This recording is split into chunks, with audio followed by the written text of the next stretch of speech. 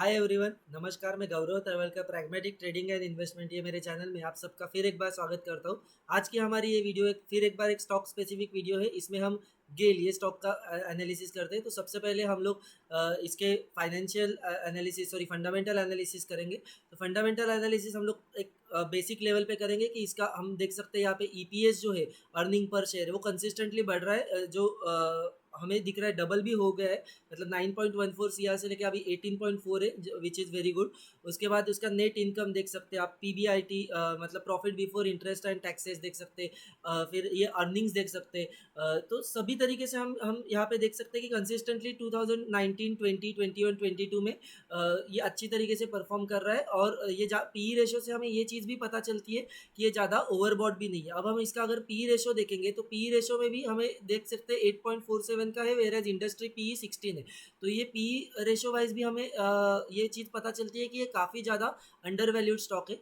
और अब हम देखेंगे इसके बेसिक टेक्निकल्स और एडवांस टेक्निकल्स। तो अगर हम यहाँ पे टेक्निकल एनालिसिस करेंगे तो हम इसमें मल्टीपल टाइम फ्रेम का एनालिसिस करते हैं, जिससे कि हमें एक ओवरऑल पिक्चर जो है इस स्टॉक का वो ज़्यादा अच्छी तरह से समझ में आता है। तो टेक्निकल एनालिसिस हम लोग वही सेटअप जो मेरा टिपिकल सेटअप है उसमें हम लोग फिर एक बार टेस्ट करेंगे। वॉल्यूम्स लगा हुआ है, आरएसआई इसमें लगा हुआ है।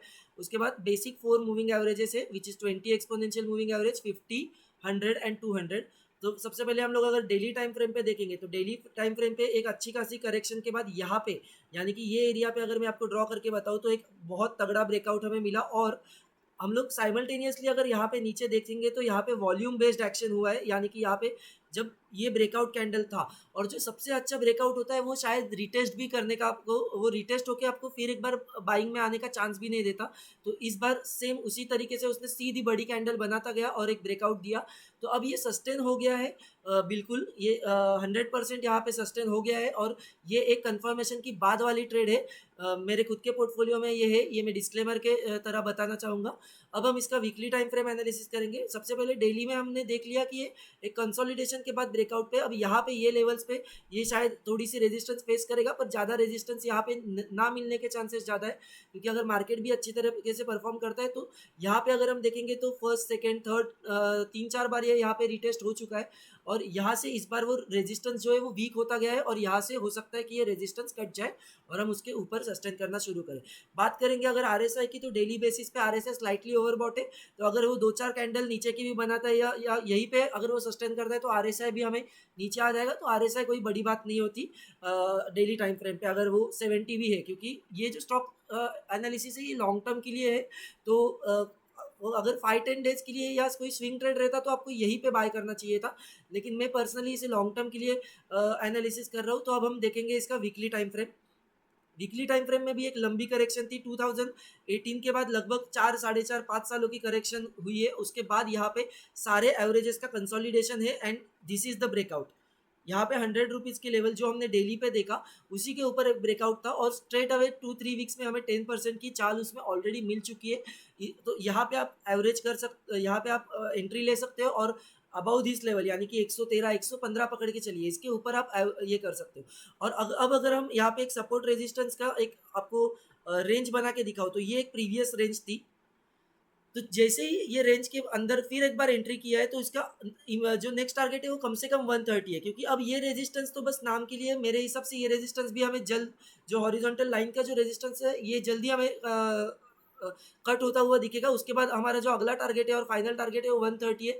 लेकिन ये 130 पे भी नहीं रुकेगा, ये यहाँ से डबल ट्रिपल या फिर एक मल्टी बैगर भी हो सकता है।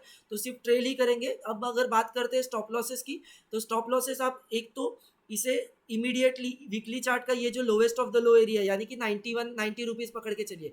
85 टू 90 लेवल ये आपका स्टॉप लॉस एरिया होगा, अगर आपको एक स्टैटिक स्टॉप लॉस रखना है तो, या एक फिक्स स्टॉप लॉस रखना है तो।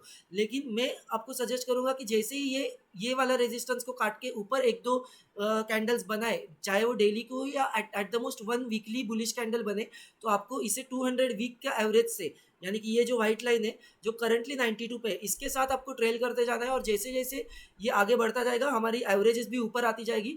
और अगर वो 6-8 महीने ये लेवल के ऊपर रहता है तो हो सकता है ये हमारी जो 200 की एक्सपोनेंशियल मूविंग एवरेज है वीकली टाइम फ्रेम की, ये भी 115 क्रॉस करे, यानी आपकी कॉस्ट के ऊपर आए। तो अगर उसके बाद वो रिवर्सल ले भी लेता है तो आपका हमेशा स्टॉप लॉस आपके प्राइस के ऊपर ही रहेगा। इसे कहते हैं स्टॉप लॉस को ट्रेल करना। और जब भी आपका ट्रेड कटेगा या इन्वेस्टमेंट आप सेल करोगे तो वो हमेशा प्रॉफिट में ही कटेगा। और कोई भी मल्टी बैगर को राइड करने का यही सबसे अच्छा तरीका होता है कि आप प्रॉफिट्स के ऊपर राइड करते जाओ, उसे ट्रेल करते जाओ, जहाँ तक वो स्टॉक अपनी चाल बढ़ा रहा है अब हमें सिर्फ उससे राइड करते जाना है। अब हम देखेंगे इसका आरएसआई, तो आरएसआई भी 60 के ऊपर है, 68, which is very bullish, very positive. अब हम देखेंगे वॉल्यूम, तो वॉल्यूम बेस भी अच्छा एक्शन हो रहा है, यही चीज़ हमने डेली में भी देखी थी। अब हम देखेंगे इसका मंथली और सबसे इंपॉर्टेंट टाइम फ्रेम। तो मंथली टाइम फ्रेम में अगर हम देखेंगे तो 2010 में जो प्राइस चल रहा था आज भी प्राइस वही है, यानी कि 10 12 13 सालों में ये प्राइस कहीं नहीं गया, बस ऊपर नीचे की एक रेंज था। और अब वो रेंज का ब्रेकआउट है जो यहाँ पे अगर हम देखेंगे तो 20, 50 एंड 100, ये तीनों एक्सपोनेंशियल मूविंग एवरेज, याद रखिए मंथली टाइम टाइम फ्रेम के मूविंग एवरेजेस है। इसके कंसोलिडेशन के बाद जब ये ब्रेकआउट होगा जहाँ आप यहीं पे ऐड कर सकते हो, और ये इसके बाद आपको और ऐड करना है, मतलब मैं अपने पोर्टफोलियो में यही चीज़ कर रहा हूँ।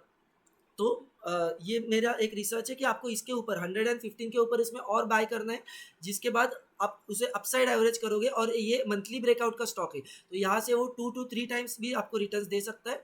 और अगर हम आरएसआई भी देखें तो आरएसआई जस्ट 60 क्रॉस किया है मंथली टाइम फ्रेम में, which is again a very positive thing. और एक कॉमन एनालिसिस में यहाँ पे आपको शेयर करूंगा, मेरा पर्सनल ओपिनियन है कि अगर कोई चीज़ 133 रुपीज़ 130 के लेवल से अगर हम देखेंगे तो वो 40 रुपीज़ तक कोविड के लेवल्स पे आया था, और अगर वहाँ से उसने इतना अच्छा बाउंस लिया और उसके बाद सस्टेन किया तो इसका मतलब स्टॉक में दम है, और उसके बाद वो ब्रेकआउट दे रहा है तो बस वो यहीं तक रुकने के लिए नहीं आया है, अब वो यहाँ से एक मल्टी बैगर भी साबित हो सकता है। तो आप अपना फाइनेंशियल एडवाइजर से भी इसमें कंसल्ट करें, और अगर आपको ये चीज़ अच्छी लगती है तो आप इसमें इन्वेस्ट करने के सोच सकते हैं। ये वीडियो सिर्फ एक एजुकेशनल पर्पज़ के लिए था। अगर आपको ये वीडियो हेल्पफुल लगा हो, अगर आपको मेरा टेक्निकल एनालिसिस अच्छा लग रहा हो तो आप इस चैनल को लाइक करें, इस वीडियो को लाइक करें, इस चैनल को सब्सक्राइब करें, और अपने फ्रेंड्स और फैमिली के साथ इसे शेयर करें, और बेल नोटिफिकेशन भी प्रेस करें ताकि आने वाले वीडियोस की नोटिफिकेशन आपको टाइम टू टाइम मिलती रहे। Thank you. जय हिंद।